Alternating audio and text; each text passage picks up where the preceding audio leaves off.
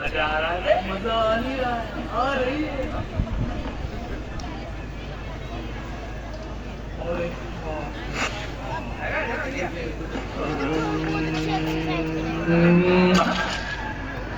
बुरा न मानो, होली है।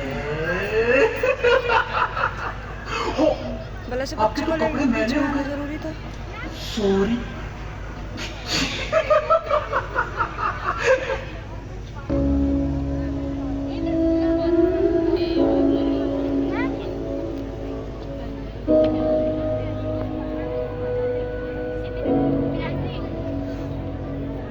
ले आई है बीते हुए लम्हों को फिर, हाँ ये जिंदगी यूं बेरहम सी हो गई, लेने चली जा ये जिंदगी।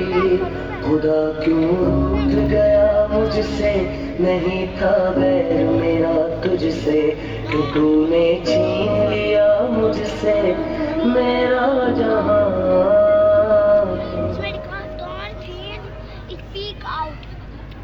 है खुदा ये मैं धुल जाए, पर आपके मन का मैं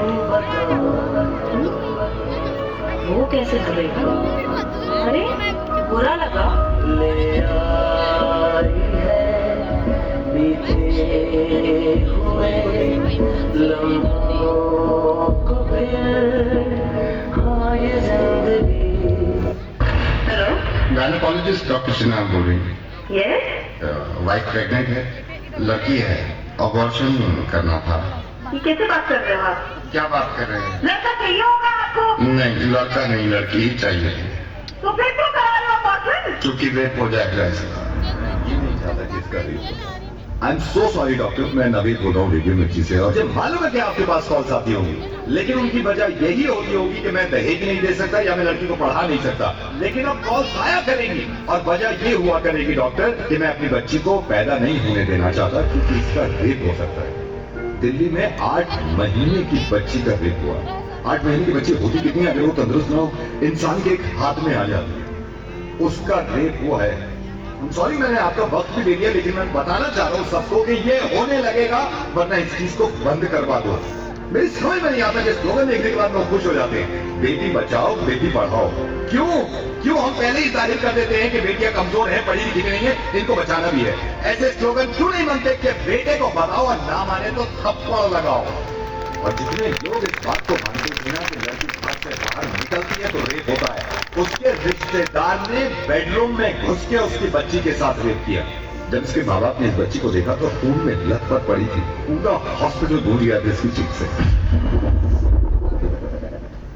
और हिंदू मुस्लिम आप करते रहिए अपना काम, एक दूसरे को बुरा भला कहने में और जुलूस निकाल के एक दूसरे को मारने में। अगर शर्म है ना थोड़ी सी, तो इनसे ज्यादा खतरनाक जो हमारे मुल्क में हो रहा है कि बच्चियों के रेप जो करते हैं, उन जानवरों को जाके सबक सिखाओ, इतनी भीड़ ले जाकर। और कोई बताने की जरूरत नहीं है किसी को कि लड़कियां किसी से कम नहीं होती। जब आप किसी को ये बताते हैं कि लड़कियां किसी से कम नहीं है, इसका मतलब यह है कि कहीं ना कहीं पहले से ही दिमाग में हमने ठूक रखा है कि लड़कियां कम होती है। 100 करोड़ की आबादी में अगर एक इंसान भी मेरी आवाज सुन रहा है ना, और इसको ये लगता है कि लड़कियां देर रात घर से बाहर निकलती हैं तो रेप होते हैं, तो मुझसे बात कर ले। मैं कसम खा रहा हूं, अगर उसने मुझे हरा दिया इस चीज में, तो जिंदगी में कभी वीडियो पे नहीं आऊंगा और अपनी